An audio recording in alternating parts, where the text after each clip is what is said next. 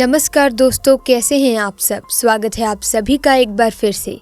दोस्तों, एक ऐसी नागिन होती है जो अपने नाग के कातिलों से बहुत ही भयानक तरीके से उन्हें मार कर बदला लेती है। नागिन नाग की हत्या का बदला लेकर ही मानती है, फिर चाहे उसे 7 जन्म इंतजार क्यों ना करना पड़े।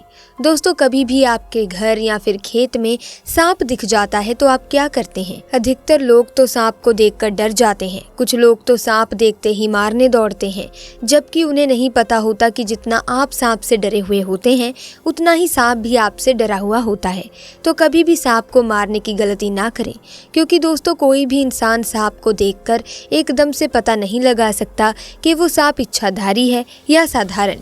ऐसे में अगर आप गलती से जाने अनजाने में अगर इच्छाधारी नाग नागिन को मार देंगे तो दोस्तों इस गलती की सज़ा बहुत भयानक हो सकती है।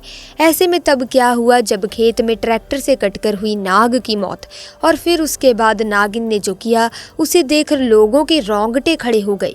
ये घटना पंजाब के गांव की है, जहां सालों पहले इस गांव में एक नागिन ने अपना ऐसा कहर बरसाया जिसको आज तक लोग भूल नहीं पाए हैं। दरअसल दोस्तों, सालों पहले एक नाग नागिन का जोड़ा यूं ही घूमता घूमता इस गांव में आ गया। उन्हें जब गांव में कोई जगह सुरक्षित नहीं लगी तो वो खेतों की तरफ चले गए।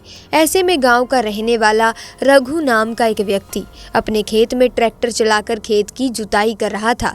तभी नाग नागिन का जोड़ा तेजी से रेंगते हुए उसकी तरफ बढ़ रहा था। वहीं नाग दाएं तरफ तो नागिन बाएं तरफ चल रही थी। तभी अचानक से वो नाग रघु के ट्रैक्टर के नीचे आ गया। रघु को वो नाग नहीं दिखा और वो अपना काम करता जा रहा था। वहीं नागिन ने सारी घटना देख ली और उसकी आंखों में रघु का चेहरा उतर गया था। फिर नागिन अपने नाग के पास गई और सिर पटक पटक के खुद को मारने की कोशिश करती रही। काफी देर तक नागिन अपने नाग के पास बैठकर रोती ही रही। इसके कुछ ही देर में रघु फिर से उसी जगह से अपना ट्रैक्टर चलाकर निकल रहा था। मौका पाकर नागिन रघु के ट्रैक्टर के पीछे वाले हिस्से पर चढ़ गई और ट्रैक्टर के साथ ही रघु के घर पहुंच गई। दोपहर का समय था। रघु घर खाना खाने के लिए पहुंचा था।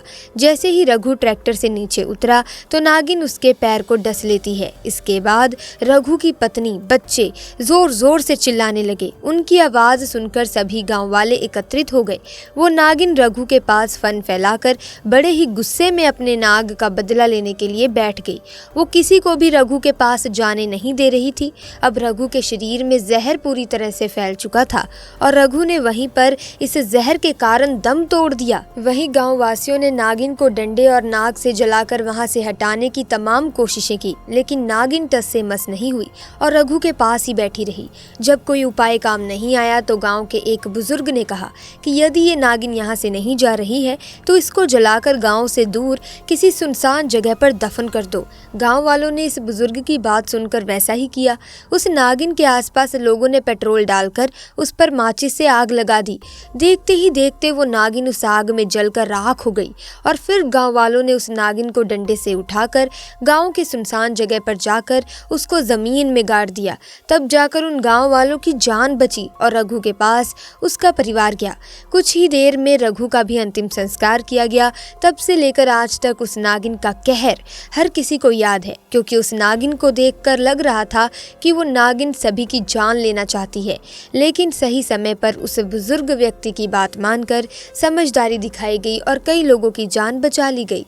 दोस्तों, अगर आपको ये घटना अच्छी लगी तो वीडियो को लाइक करें, शेयर करें और चैनल को सब्सक्राइब करके बेल आइकन को प्रेस करें ताकि आने वाली वीडियोस की अपडेट आपको मिलती रहे। आपका बहुत बहुत धन्यवाद।